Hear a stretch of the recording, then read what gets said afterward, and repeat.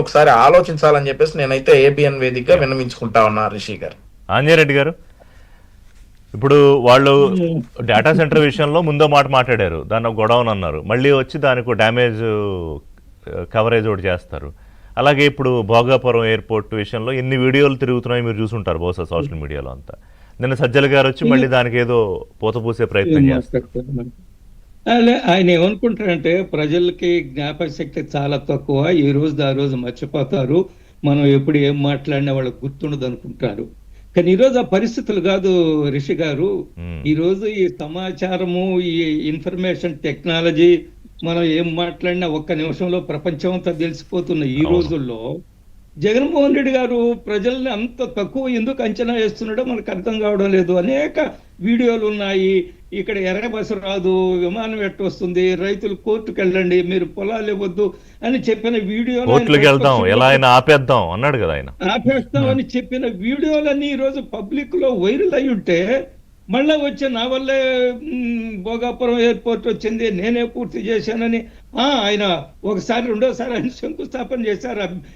ఈ మధ్యలో ఆ జిఎంఆర్ అధినేత ఎవరో ఏదో జగన్మోహన్ రెడ్డి గారి సమయంలో శంకుస్థాపన వేశానని ఒక మాట అన్నాడని దాన్ని పెద్ద వైరల్ చేసేసి మేమే సాధించామని అంటే ప్రజలు నమ్మడానికి సిద్ధంగా లేరు. ప్రజలకు అన్ని విషయాలు తెలుసు, ప్రజలకి నిజాలు తెలుసు, ప్రజలకి ఈరోజు సమాచార విప్లవంలో ఎప్పటికప్పుడు నిమిషాల్లో చేరుతుంది అనేది ఎందుకు ఆయన ఇది అర్థం చేసుకోవడం లేదో నాకైతే అర్థం కావడం లేదు. ఆయన అదేదో టాటా పవర్ ప్రాజెక్ట్ వెళ్ళిపోయింది అంటున్నారు, మరి వారి హయాంలో ఈ అమర్ రాజా బ్యాటరీస్ పెద్ద 7-8 కోట్ల రూపాయలు ఈ రాష్ట్రంలో ఉండకుండా మేము ఉన్నాము, వెళ్ళిపోతున్నామని తెలంగాణలో పెట్టారు. వెళ్ళిపోయేటప్పుడు సజ్జల రామకృష్ణారెడ్డి గారు ఏం మాట్లాడారో, మేము వెళ్ళిపోండి, మేము సంతోషిస్తాం, మేము వెల్కమ్, మీరు వెళ్ళండి, మంచిదే అని చెప్పారే.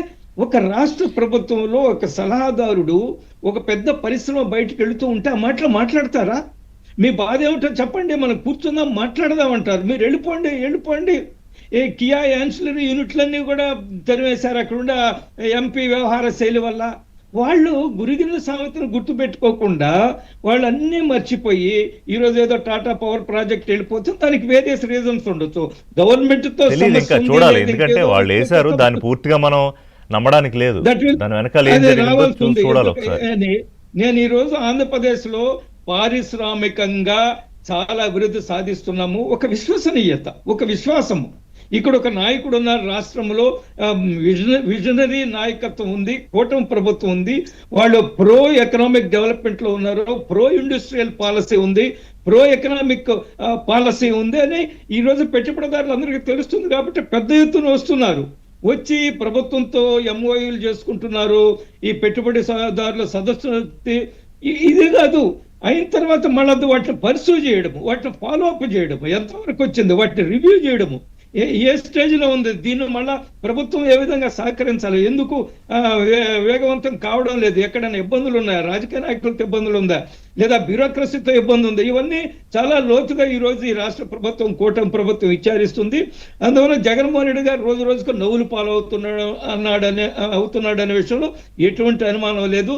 బట్ ఒకటి, నేను ఆయన మారాలా, మంచి ప్రతిపక్ష నాయకుడిగా, సమస్యలు ఉన్నాయి రాష్ట్రంలో, సమస్యలు లేవా? ఎస్, అక్కడక్కడ చెదురుముదురు సంఘటనలు ఉన్నాయి, కొన్ని సమస్యలు ఉన్నాయి, వాటిని నిర్మాణాత్మకంగా ఎత్తి చూపించు, మీరు అసెంబ్లీకి రండి, ఒక కన్స్ట్రక్టివ్ అపోజిషన్ ఉండాలని మీరు కోరుకుంటున్నారు. ఉండాలని నమ్ముకున్నదే డిస్ట్రక్టివ్ పాలసీస్ కదా.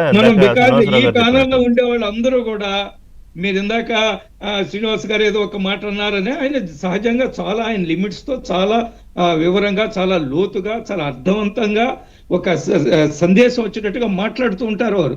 మనం ఈ ప్యానెల్లో ఉన్న వాళ్ళందరం కూడా ఒక మంచి ప్రతిపక్షము, ప్రజాస్వామ్యము, విమర్శనాత్మకమైన కన్స్ట్రక్టివ్ విమర్శలు ఉండాలని మనం అందరం కోరుకుంటున్నాం. ఆయన ఇదైపోవాలని ఆచరణ కూడా, లేకపోతే అందరూ జగన్మోహన్ ట్రాప్ లో పడి అట్లాగే మాట్లాడకూడదు. అయితే ఆయన చట్టాలను ఎదుర్కోవాలా, చట్టంలో ఆయన నిర్దోషిగా వస్తే వెల్ అండ్ గుడ్, లేదా తప్పు చేస్తే జైలుకు పోవాల్సిందే ఆయన. ఎందువలంటే ఆయన మీద 11 ఛార్జ్ షీట్లు ఉన్నాయి, ఎఫ్ఐఆర్లు ఉన్నాయి, రకరకాల సమస్యలు ఉన్నాయి.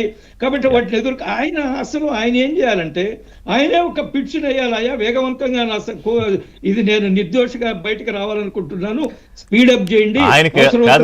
ఆయన అది వేస్తే ఏమవుతుంది, అనేది తెలుసు కదా, ఇంకెందుకు వేస్తాడు ఆయన? సరే, ఇందాక టైం లేదు కానీ ఎక్కువ కాదు, ఎక్కువ టైం లేదు కానీ ఇందాక శ్రీనివాసరావు గారి ప్రపోజల్ ఏంటంటే నేను ఆయన సొల్యూషన్ అడిగినప్పుడు కాదు, మాకు రాష్ట్రానికి అభివృద్ధికి ఆటంకంగా ఉన్న ఈ వ్యక్తి మీద ఉన్న కేసుల సంగతి ఏంటి, ఇది ఎందుకు ఇలా కోల్డ్ స్టోరేజ్లో ఉండిపోయిందని తెలుగుదేశం పార్టీయో, పౌర సంఘాలో, బీజేపీనో, ఇంకొకటో ఏపీ బీజేపీ కార్యకర్తలు పిటిషన్లు వేయాలి కదా అని అన్నారు. శ్రీనివాసరావు గారు చెప్పారుగా, నేను కూడా పిటిషన్ లేదా ఏదో చేస్తున్నాను, కోర్టుకు వెళ్తున్నాను. పబ్లిక్ ప్రెషర్ రావాల్సి ఉంది. మన న్యాయ వ్యవస్థ ఇంకా కొన్ని ఇప్పుడు భారతదేశంలో 5 కోట్ల కేసులకు పైగా పేరుకుపోయి ఉన్నాయి. అదో పెద్ద సబ్జెక్ట్, మళ్ళీ అందులోకి వెళ్తే అదో పెద్ద సబ్జెక్ట్. వంశీ గారు just concluding very quick 30 seconds లో వారన్న శ్రీనివాసరావు గారు అన్న ప్రపోజల్ మీద టీడీపీ రెస్పాన్స్ చెప్పండి. సార్ అదే సార్, ఇప్పుడు ఏదైనా కానీ ఇప్పుడు ఈ వ్యక్తి జగన్మోహన్ రెడ్డి అనేటటువంటి వ్యక్తి చేసేటటువంటి పనులన్నీ కూడా ప్రజలందరూ కూడా గమనిస్తా ఉన్నారు. సార్ అది ప్రజా కోర్టులో దానికి వస్తుంది రిజల్ట్. బిసైడ్ దట్ ఏం జరగాలని సార్ అదే సార్, ఇప్పుడు నేను ఏదైతే చెప్తా ఉన్నానో బాధితులకు ఎవరు రక్షణగా ఉంటున్నారు, నేరస్తులకు ఎవరు అండగా ఉంటున్నారు అనేది ఒకసారి ప్రజలు డిసైడ్ అవ్వాలని అంటా ఉన్నా. పోలీస్ వ్యవస్థ కూడా ఈ రోజు చాలా పకడ్బందీగా ఉంది. ఏదైతే